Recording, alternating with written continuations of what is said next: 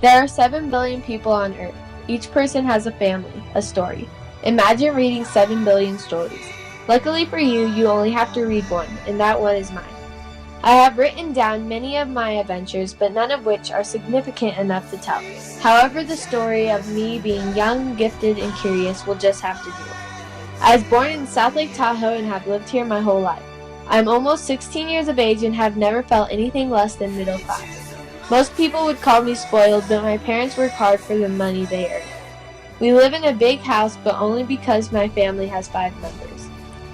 My family of 5 consists of my 2 brothers, my mom, my dad, and me. Both my parents have always been there for me and tell me they love me every day. I love my whole family despite the fights I get into with my brother Ezra. This may be because the order we were born in.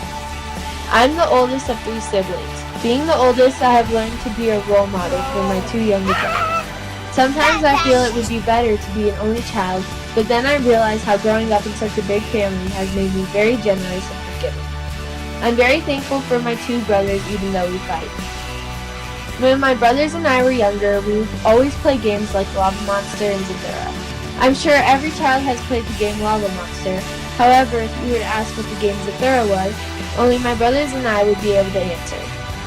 Zathura is a game where everyone has 2 superpowers and tries to escape from the Black Eyed Peas, a secret organization that kidnaps children who have super abilities. Some of my superpowers were being able to control water and shapeshift. I know it sounds like a weird game, but it's one of my favorite memories of my brothers. When life would get stressful, my dad would book a trip and we would leave as soon as the next day.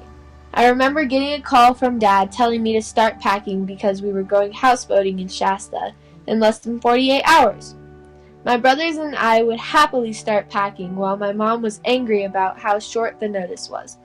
Thankfully, Cyrus was always there telling my mom that it'd be fun.